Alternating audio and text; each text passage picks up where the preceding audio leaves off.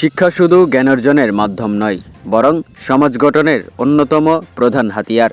সেই লক্ষ্যকে সামনে রেখে আইডিয়াল ইসলামিক স্কুল অ্যান্ড মাদ্রাসায় আয়োজন করা হয় এক ব্যতিক্রমধর্মী সম্মাননা অনুষ্ঠানটি সকাল 11 ঘটিকার সময় পবিত্র কোরআন তেলাওয়াতের মাধ্যমে অত্র মাদ্রাসার প্রাঙ্গণে শুরু করা হয়।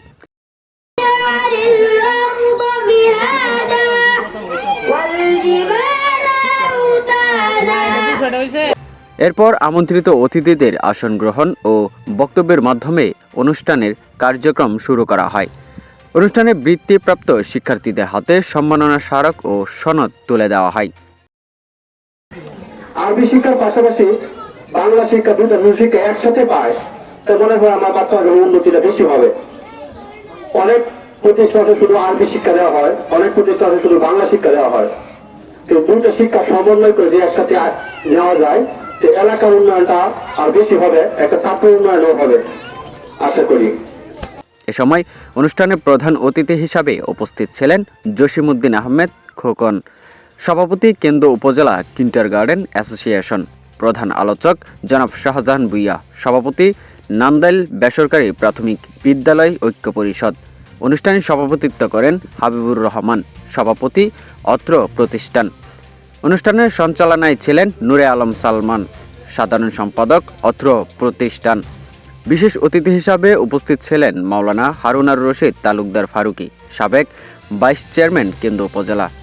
আরও উপস্থিত ছিলেন আবুল হোসেন ভূঁইয়া, সুরুজ আলী, শেখ মুস্তফা কামাল বাবলু, সিদ্দিকুর রহমান, কাজী আলম, গোলাম কিবরিয়া, আব্দুর রশিদ মেম্বার প্রমুখ।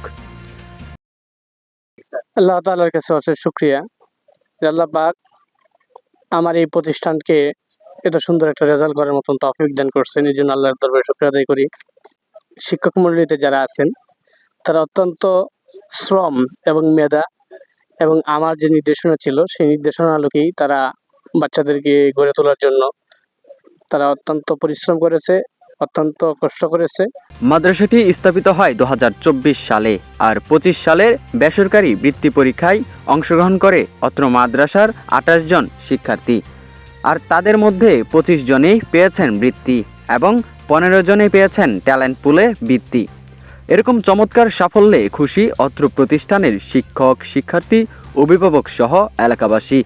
উক্ত প্রতিষ্ঠানের রেজাল্টে খুশি হয়ে জনাব কাজী আলম ভূঁইয়া সাহেব বৃত্তিপ্রাপ্ত সকল শিক্ষার্থীদের ও প্রতিষ্ঠানটির পরিচালক মোহাম্মদ রাকিব আহমেদকে মেডেল দিয়ে পুরস্কৃত করেন। মেডেল দিয়েছি তাদের নাম লিখে।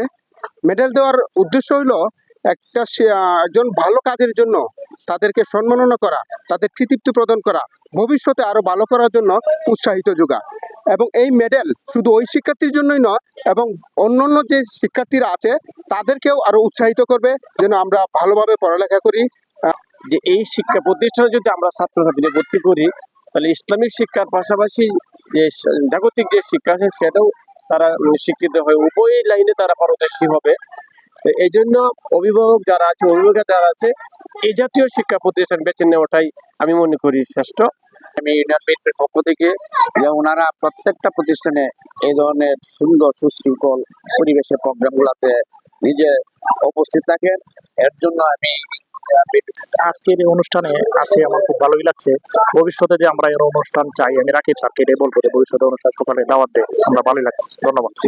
আইডিয়াল ইসলামিক স্কুল এন্ড মাদ্রাসার সকল শিক্ষক শিক্ষিকাবৃন্দ যে পরিশ্রম করেছে, আলহামদুলিল্লাহ আমরা ফল পেয়েছি। আমাদের প্রতিষ্ঠানের 28 জন পরীক্ষার্থীর মধ্যে 26 জনেই বৃত্তিপ্রাপ্ত হয়েছে আলহামদুলিল্লাহ।